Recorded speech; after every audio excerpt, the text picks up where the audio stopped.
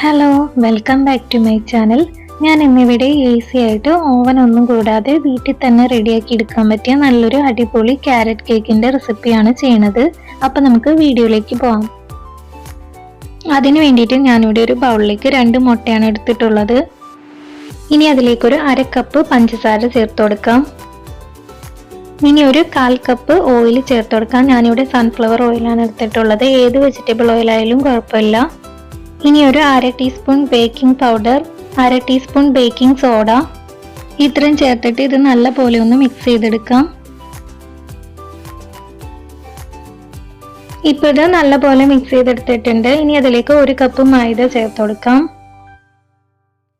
ഇനി 1 table spoon cornflour കൂടി ചേർത്ത് കൊടുക്കുന്നുണ്ട്. ഇനി ഒരു 1/4 കപ്പ് പാല് ചേർത്ത് കൊടുക്കാം. എന്നിട്ട് ഇതെല്ലാം കൂടി കട്ട കെട്ടാതെ നല്ല പോലെ ഒന്ന് മിക്സ് ചെയ്തെടുക്കണം. ഇപ്പം ഇത് നല്ല പോലെ ഒന്ന് മിക്സ് ചെയ്തെടുത്തിട്ടുണ്ട്. ഇനി അതിലേക്ക് ഒരു ഫ്ലേവറിന് വേണ്ടിയിട്ട് 1 ടീസ്പൂണോളം വാനില എസൻസ് ചേർത്ത് കൊടുക്കാം. ഇനി അതിലേക്ക് ഒരു 1/2 കപ്പ് ഗ്രേറ്റ് ചെയ്തിട്ടുള്ള ക്യാരറ്റ് കൂടി ചേർത്ത് കൊടുക്കാം.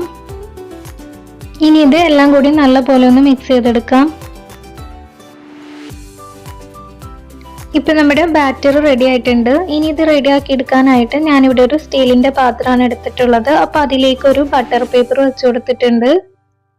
ബട്ടർ പേപ്പർ ഇല്ലെങ്കിൽ കുറച്ച് ഓയിലോ അല്ലെങ്കിൽ നെയ്യോ ഒന്ന് പാത്രത്തിൽ തൂത്ത് കൊടുത്താൽ മതിയാകും. ഇനി അതിലേക്ക് നേരത്തെ റെഡിയാക്കി വെച്ചിട്ടുള്ള ഒരു ബാറ്റർ ഒഴിച്ചു കൊടുക്കാം.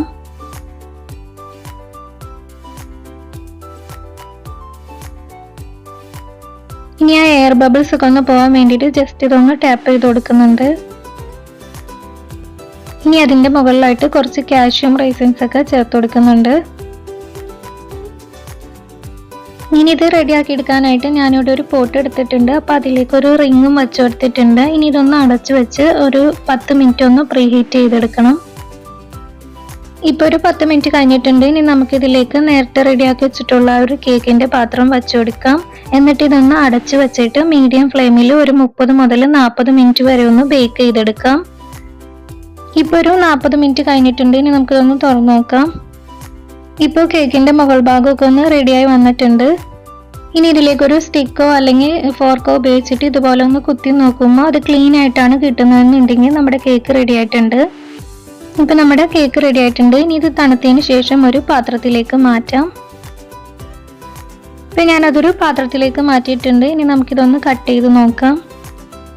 ഇപ്പം ഇതാ നല്ല സോഫ്റ്റ് ആയിട്ടുള്ള ക്യാരറ്റ് കേക്ക് റെഡി ആയിട്ടുണ്ട്. വീട്ടിൽ തന്നെയുള്ള ഇൻഗ്രീഡിയൻസ് വെച്ചിട്ട് വളരെ എളുപ്പത്തിൽ ഓവനൊന്നും കൂടാതെ റെഡിയാക്കി എടുക്കാൻ പറ്റിയ നല്ലൊരു റെസിപ്പിയാണ്. അപ്പോൾ ഇതുപോലെ ട്രൈ ചെയ്യാത്തവരാണെന്നുണ്ടെങ്കിൽ ഒന്ന് ട്രൈ ചെയ്ത് നോക്കുക. എൻ്റെ വീഡിയോ ഇഷ്ടമാണെങ്കിൽ ലൈക്ക് ചെയ്യാനും പുതിയ വ്യൂവേഴ്സ് ആണെങ്കിൽ സബ്സ്ക്രൈബ് ചെയ്യാനും മറക്കരുത്.